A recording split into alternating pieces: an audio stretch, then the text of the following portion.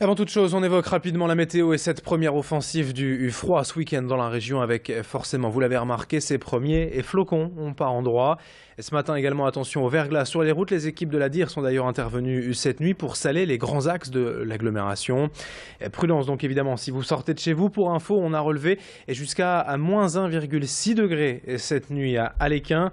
Aujourd'hui, le temps va tout de même rester sec, dégagé et ensoleillé. Les températures vont un peu remonter de 6 à 7 degrés pour les maximales cet après-midi. On en reparlera après le journal. Pour démarrer cette édition en images, on évoque tout d'abord les toutes dernières mesures de sécurité prises dans la région. Un peu plus d'une semaine après les attentats à Paris, le préfet Jean-François Cordet a réuni les élus de la région pour les informer sur les conséquences immédiates de la prolongation de l'état d'urgence. Les municipalités ont en effet un rôle à jouer pour la sécurité de chacun et elles doivent elles aussi appliquer certaines mesures. Dans le département du Nord, les effectifs de police et de gendarmerie devraient donc rapidement augmenter. La sécurité aux frontières et la coopération avec la police belge vont être renforcées et des aides financières sont prévues pour aider tous les lieux publics à s'adapter et à s'équiper.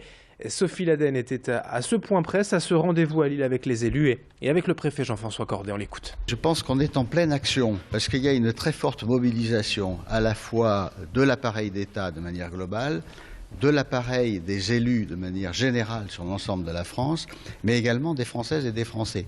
Donc il peut y avoir un sentiment de réaction. Je considère qu'il y a un sentiment de mobilisation qui est celui de l'action. Et je pense que cette mobilisation, il nous faut l'entretenir, il nous faut faire en sorte qu'elle soit la plus efficace possible pour assurer la sécurité de nos concitoyens. Autre image dans l'actualité ce lundi, le recueillement de la communauté musulmane à l'occasion de la grande prière du vendredi. Le centre islamique de Villeneuve-d'Ascq avait invité ses membres à se réunir pour une minute de silence et un lâcher de ballon aux couleurs bleu, blanc, rouge. Près de 200 personnes ont répondu à cet appel et pas seulement des musulmans. Il y avait aussi de simples citoyens, qu'ils soient non-croyants ou chrétiens. L'objectif était de s'unir pour rendre hommage aux victimes, et tous en condamnant évidemment ces attentats et en répétant leur volonté de rester unis face au terrorisme. Louis Caillé a donc suivi cette cérémonie d'hommage vendredi à Villeneuve-d'Ascq et a rencontré le président du centre islamique.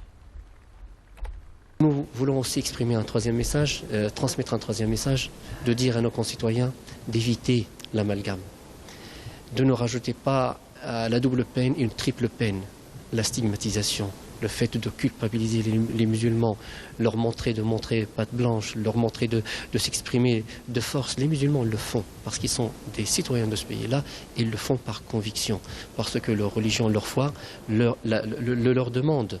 Et parce que aussi le pays en lequel ils croient et ses valeurs le leur demandent aussi. Donc ils le font en toute quiétude, de plein gré. Ils n'ont pas besoin de leçons, de donneurs de leçons qui leur demandent de s'exprimer.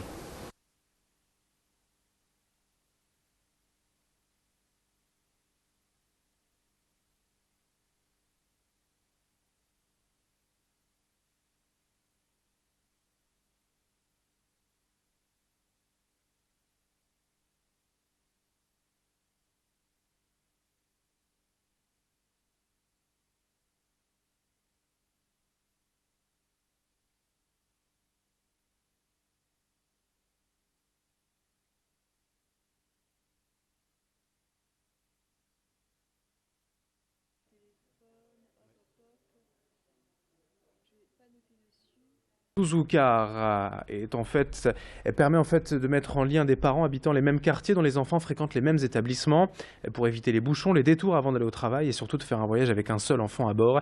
L'application permet de mutualiser ses disponibilités, de trouver facilement un parent en covoitureur.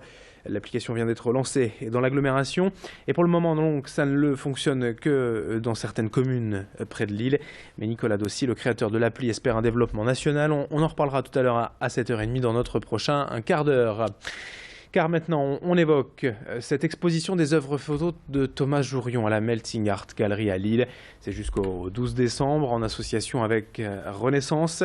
Thomas Jourion est un passionné de manga, de BD. Il photographie des lieux désertiques, des endroits autrefois occupés par l'homme, puis abandonnés, là où la nature a repris ses droits. Dans ces photos, en fait, on comprend le silence, l'inquiétude d'un monde post-apocalyptique. Mais il y a aussi, et paradoxalement, beaucoup de vie, avec toujours une image, des lumières qui montrent que tout peut renaître. Je vous propose d'écouter d'ailleurs une des responsables de cette galerie à Lille au micro de Xavier Silly. Dans certains endroits, et notamment sur des œuvres plus abstraites, on a perdu tout rapport au temps, à l'espace, à l'échelle. La lumière qui vient dans ses eaux et qu'il sait capturer. L'être humain l'intéresse aussi quand même. Il est vraiment aussi au cœur de son travail. Et dans d'autres œuvres, il est encore plus flagrant.